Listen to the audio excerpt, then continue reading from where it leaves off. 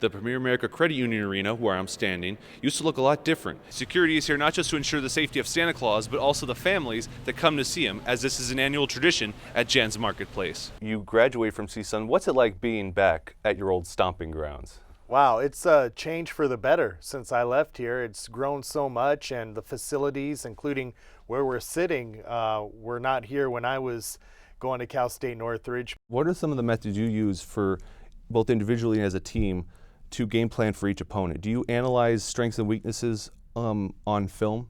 It's very hard to prepare for everything when we have 4 games in 2 days. Thank you, Spencer and Eliza. Yeah, the city of Los Angeles just won another championship against New York. The LA Galaxy defeated the New York Red Bulls 2-1 for the MLS Cup final. California State University Northridge Alumni Association is a place where many historical artifacts and historic moments are put on display. CSUN's Alumni Association has been a staple of the university since its inception in the late 1950s. As soon as the first graduating class graduated, we started the Alumni Association. Celebrity alums still do work with the university. Eva Longoria is, an alum that helps come back and connect with our Chicano Studies department. Most of our alums, or many of our first alums, are still alive. They're older, so they don't travel a lot. David Nazarian and the whole Nazarian family have been incredibly supportive of the university. The Premier America Credit Union Arena, where I'm standing, used to look a lot different, and one of the alums from the class of 1972 used to come here. It had never been upgraded, so when I saw it now, it was like I didn't recognize it because it was just an old gym and with wooden seats and nobody ever came. I had a professor at Imperial Valley College who had gone to Northridge, and he was always talking about Northridge and how good it was. And so I said, well, let me try it. I want to go away to school. They're always welcome here. Reporting from the CSUN Alumni Association, I'm Charlie Gonzalez. Santa Claus will soon be landing here at Jan's Marketplace in Thousand Oaks, but he's not using his typical mode of transportation. A makeshift runway is blocked off for Santa to land after parachuting out the back of a plane. I think this is the 3rd time we've been here to watch him parachute. Security personnel line the perimeter, as well as other agencies to intervene in the event of wind blowing Santa's parachute off course. We were also prepared as a backup plan to be able to go ahead and prepare for something like that too, so we had a little bit of extra space. Security is here not just to ensure the safety of Santa Claus, but also the families that come to see him, as this is an annual tradition at Jan's Marketplace. On a cloudy day with no sun blinding the view, spectators could spot Santa easily, following his descent without looking away. Each kid in attendance made sure to have their wish list ready. One boy even memorized his.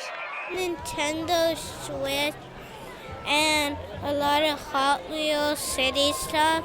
After landing, Santa Claus sat by a fountain where a line of kids waited to give him their Christmas wish lists. From Jan's Marketplace in Thousand Oaks, I'm Charlie Gonzalez.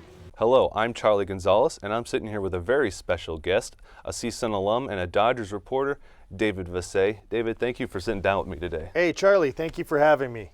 So, as I just mentioned, you graduate from CSUN. What's it like being back at your old stomping grounds? Wow, it's a change for the better since I left here. It's grown so much, and the facilities, including where we're sitting, were not here when I was going to Cal State Northridge, but it has grown to have such a great reputation of great broadcasting and journalism. That's what it's known for. So very proud when I say CSUN as where I went to school. How was it covering the World Series and also riding on the top of the bus during the parade through downtown? Being able to have something that the city hasn't experienced since 1988 when the Dodgers won with Orel Hershiser back then. Obviously 2020, the pandemic, no parade, but to be part of it and to be able to share the players' emotions, that is a dream come true. And I was so happy for them because they deserved a parade in 20. Yeah. And I was happy there were still a lot of guys on this team that played on the 2020 Dodgers. And speaking of the 2020 Dodgers, earlier this week you were at the Justin Turner Foundation Golf Classic, and there were some former Dodgers there, Justin Turner and Corey Seager. What was it like talking to some familiar faces from that 2020 team? Man, Charlie, you're going to get me emotional. It was great to see those guys. Great to see Seager, who I knew since he won the Minor League Player of the Year award back in 2014, and then when he broke in 15, I've known him basically his entire professional career.